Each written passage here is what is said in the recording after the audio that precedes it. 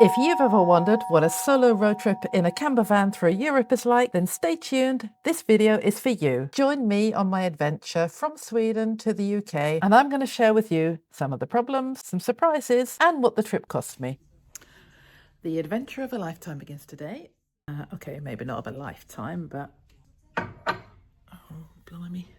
Look at the hair. Anyway, today I am starting a journey driving in my van. Oh, what is that? Driving in my van from Sweden through Europe to England, and I'm going to volunteer at the Formula One at Silverstone. I'm going to be a race maker. There are about 450 of us that volunteer, and just help out members of the public during the Formula One race. And the race is next Sunday. So I've got a 3 or 4 day trip down through Europe. So I thought you might want to come along for the ride. So I'm just going to finish my coffee. Then we're going to hit the road.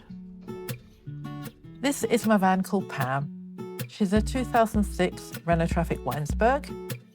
And we're going to be spending the next 2 weeks together. She's all packed up, ready to go. I've even got my bike on the back, so stay tuned to see when I use that. And it's time to hit the road. I live a couple of hours south of Sweden's capital, Stockholm, so it's very easy for me to hop onto the E4, which is one of the main motorways that goes all the way from the north of Sweden right down to the south, Malmö.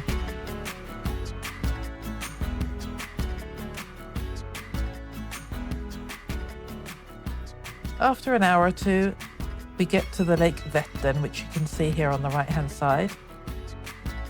Sweden actually has over 100,000 lakes, and this is the second largest of them. It's 77 square meters, and it's the 6th largest lake in Europe. At the southern end of the lake is the city of Jönköping, and part of Jönköping is a town called Huskvarna. You might recognize the name if you've bought any sort of power tools or something for your garden. After Jönköping, it's on to single roads where the speed limit is 90 kilometers an hour.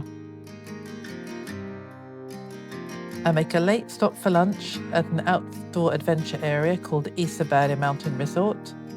It's very popular with tons of activities. In the summer, swimming, mountain biking, and trails, and of course skiing in the winter. Look at this beautiful traditional Swedish fencing called round pole fencing. It was actually a part of law in the 13th century. It was an obligation that you had to have your livestock fenced off. Our final stint for the day takes us from Isaberg to the port of Halmstad on Sweden's west coast, and it's just south of Gothenburg. From Halmstad, I'm able to take a ferry over to Grenaa in Denmark with Stena Line. It takes about 4.5 hours, and for me and Pam, the trip cost €100 one way.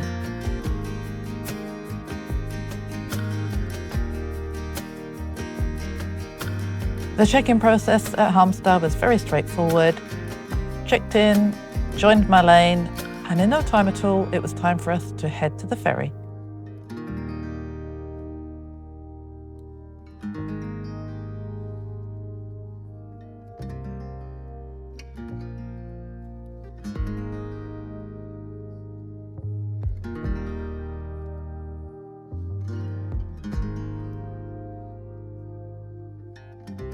I don't know about you, but I always get nervous when I'm driving up on these ramps, up onto ferries. I don't know what it is. I think the ramp's going to collapse. I'm worried I'm going to park wrong. I'm worried I'm going to forget my handbrake. I'm a bit of a worrier.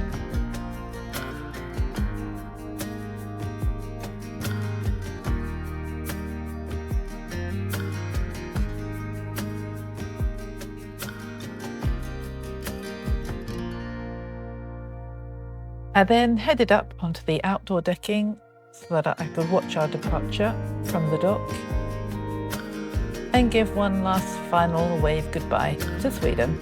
I'll see you in a couple of weeks. It's the evening ferry, so we will be arriving late into Grenaa in Denmark. It'll be dark by then, so I'm just going to find a very simple park up a couple of kilometres from the ferry terminal, and then we'll continue on with our journey tomorrow morning.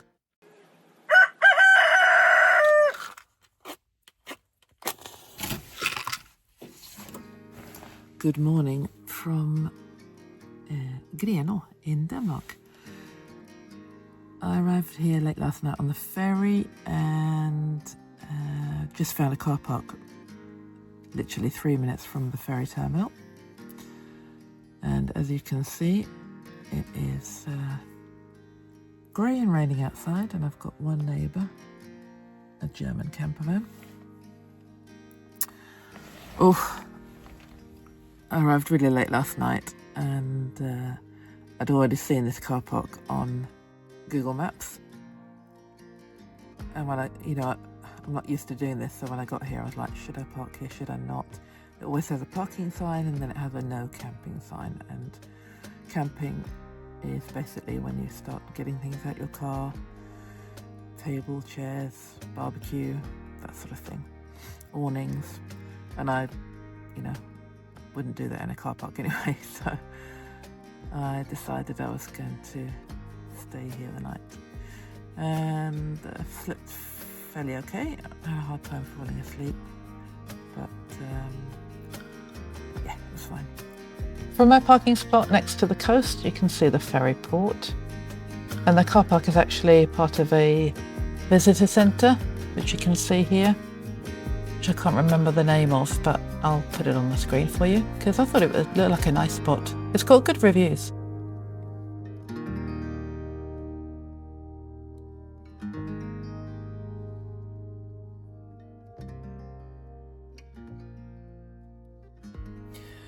Houston, we have a problem. I arrived late last night, and as soon as I drove off the ferry, I realised I didn't have any internet connection.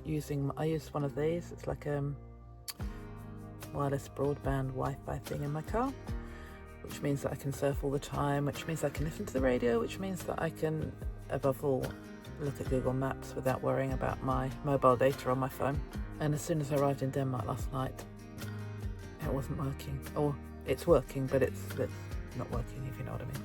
And so I just used mobile data last night, but I'm sure when I left home, or before I left home, I checked to see if this could be used in Europe, and I did not imagine being able to use it in the UK because of Brexit, but I did think it would be working in the rest of Europe, and it's not working, and now I'm having a bit of a panic because how am I going to use Google Maps, and how am I going to listen to the radio? And listen to the radio, that's fine. I can listen to the sound of the engine instead.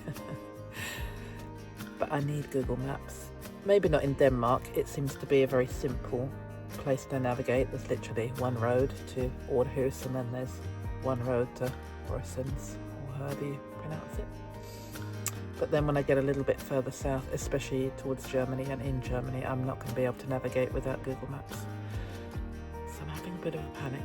But I'm going to have a cup of tea before I hit the road.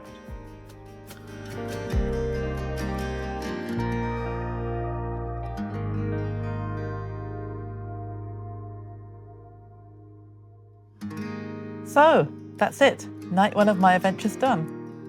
Stick around for part 2, where I'll be taking a shortcut that turned out to be a long shot in Germany before travelling on to Holland and Belgium.